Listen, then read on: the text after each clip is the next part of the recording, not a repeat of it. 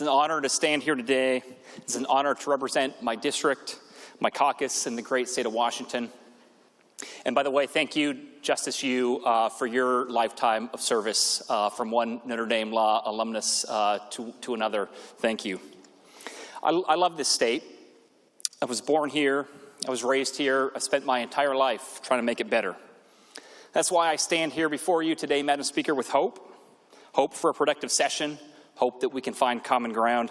Hope that we can fix this Washington to make it safer and more affordable. But make no mistake, Madam Speaker, this session will be an inflection point for the great state of Washington. When I stood here a year ago on the first day of the 2025 session, when Joe Biden was still president, I pointed out that essentials like food, fuel, housing, childcare were Washington was among the most expensive states in the country for those items. In the last year, we've moved up to second place for the highest gas price in the country. We still have the fourth highest grocery prices and the seventh most expensive childcare. We've moved down one spot in housing. We're now the fourth most expensive state for housing. We have the third highest cost of living overall. Madam Speaker, as a free market conservative, I hate tariffs more than anybody. But tariffs don't explain why life in this Washington is more expensive than it is in nearly any other state in the country, especially with respect to services like childcare, which tariffs don't affect at all. Nor can the president or tariffs be to blame for problems in this Washington that were evident before this administration took office. If we want to know why life in this Washington is more expensive than it is in nearly every other state, we need to only look in the mirror.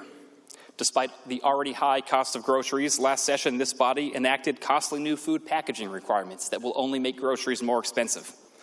Despite already rising healthcare costs, this body enacted taxes and other policy changes that will cost hospitals and healthcare providers hundreds of millions of dollars a year, which will only push healthcare costs higher for regular Washingtonians. So that's why I said a minute ago, we're at an inflection point. Despite raising taxes by $10 billion last session, we're opening this session with another multi-billion-dollar budget deficit. As I've crisscrossed the state with you and other caucus leaders this last month, and as you yourself alluded to a moment ago, Madam Speaker, it's clear that one of the ideas this body may consider this session is a state income tax. Unfortunately, we've already forfeited the public trust that an income tax would only ever apply to high earners. The capital gains tax passed in 2021 already has a new surcharge.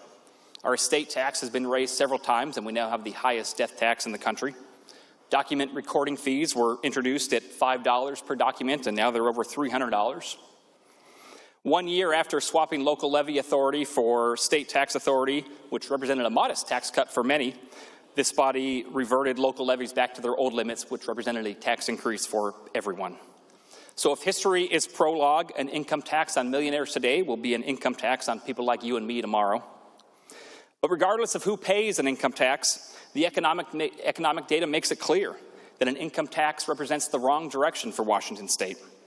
States without an income tax consistently outperform those that do have one. More population growth, stronger economic growth, faster job growth, and greater personal income growth. But the biggest risk is not in amorphous data points. It's that we wreck our progress on so many other issues. We're not Mississippi, Madam Speaker. We're Washington. We have among the highest teacher salaries in the country, the most generous college financial aid package of any state in the country. Our Medicaid system covers more people for more maladies than nearly any other state does. We can afford those things because companies like Boeing and Microsoft and Amazon and Starbucks and Costco and Expedia and Zillow and so many more call Washington home. But if we disrupt our state's economy by upending our tax code, it won't just impact those big businesses and wealthy families. It'll threaten the legislature's ability to fund our state's robust social safety net. We're already seeing dangerous warning signs. Small businesses are closing, leaving, refusing to expand.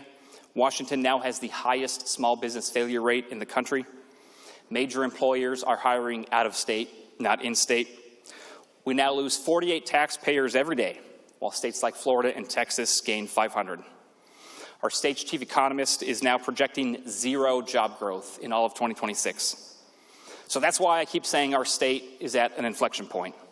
If capital leaves our state, our tax base will shrink, deficits will grow, and the cycle will repeat. until Washington's economy and our social services fall irretrievably behind. So instead, let's focus on making Washington more affordable for those struggling the most, the 35% of Washington households living paycheck to paycheck. The governor has asked this legislature to listen to all ideas, no matter where they come from. So here's a few I think we should consider. We should lower the cost of groceries and takeout. Groceries already costed more here, but now our state has the highest chain restaurant prices in the nation. The gentlelady from the 14th District has a bill to eliminate the sales tax on prepared food at grocery stores and restaurants, just like we already exempt groceries themselves from sales tax. We need to build more housing. That's how we can lower the price of it, and we need to do so quickly. Permit delays at an average of 6.5 months to home construction and increase prices by over $30,000 per single-family residence. The gentlelady from the 8th District has a bill to allow qualified architects and engineers to approve permits so homes are built faster and cheaper. And we need to reduce property crime, which will actually decrease prices. Washington ranks in the top 5 for property crime, retail theft, and motor vehicle theft, which means higher prices for goods, groceries, and insurance for everyone. The gentleman from the 35th District has bills to increase penalties for retail theft and copper theft so that everyday Washingtonians don't pay more while criminals get a free pass. So that's why, Madam Speaker, we're at a crossroads. Will we choose prosperity and progress, or will we begin a cycle of poverty? Our former Commerce Director said a few months ago that if we want to tax the rich, you have to have rich people left to tax. If you want to protect workers, they have to have jobs to work in. House Republicans are offering serious, balanced solutions that serve the people of Washington state. Solutions focused on lowering costs, creating jobs, reducing crime, and building homes. Let's spend the next 60 days doing exactly that.